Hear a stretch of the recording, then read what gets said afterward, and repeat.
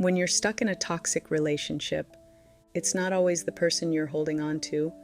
It's the hope that they'll change, that the love will finally feel safe, that someday it'll all make sense.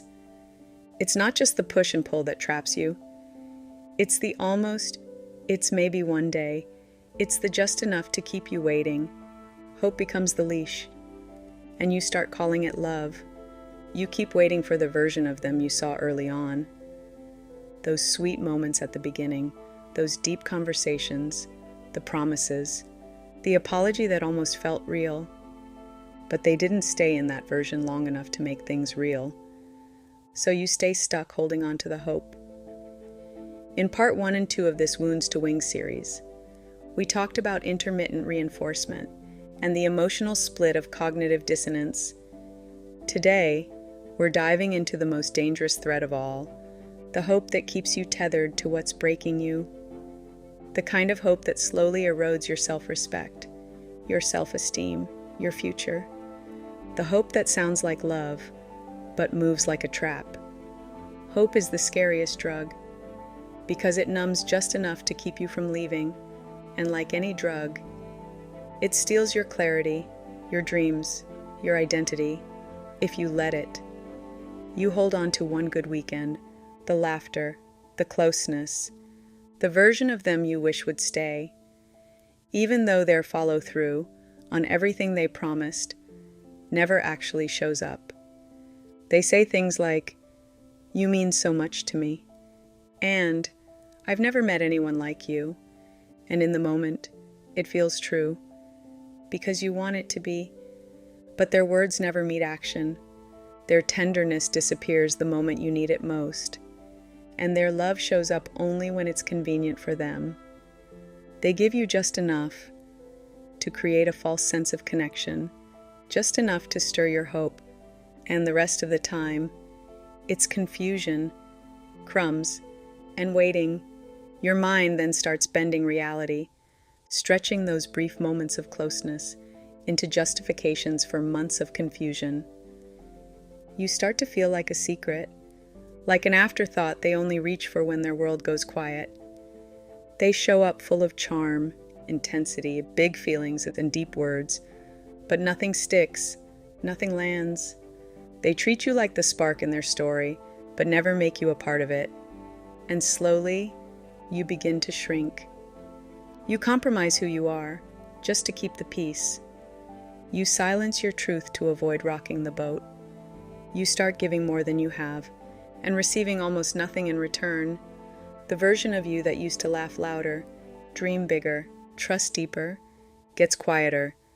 That part of you starts to fade, until one day, you look in the mirror, and barely recognize yourself at all.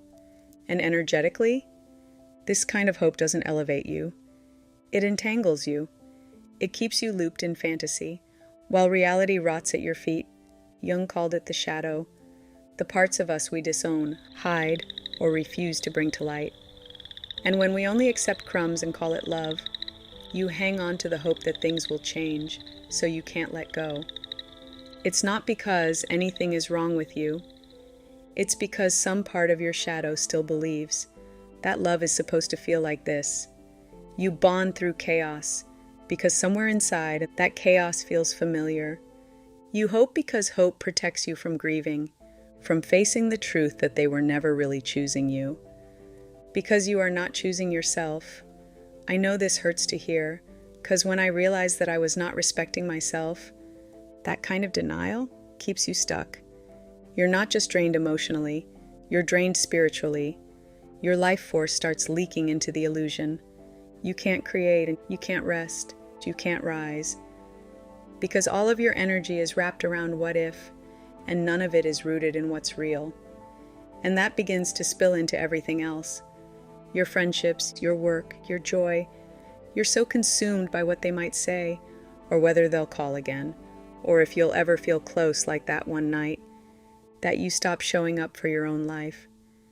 And when you do try to walk away, the fear doesn't whisper, it roars, because when you've made someone your fantasy, reality feels like a loss. But here's the hard truth. If you don't choose yourself, you will keep shrinking. You will keep betraying your own heart to make space for someone who doesn't know what to do with it. You will live years waiting to feel seen, and you will call it love. The longer you stay, the harder it is to leave, because the version of you that could walk away starts disappearing. But if you do choose yourself, even when it hurts, even when it shakes your whole nervous system to do it, that is the beginning of your return. Reclaiming yourself doesn't come easy.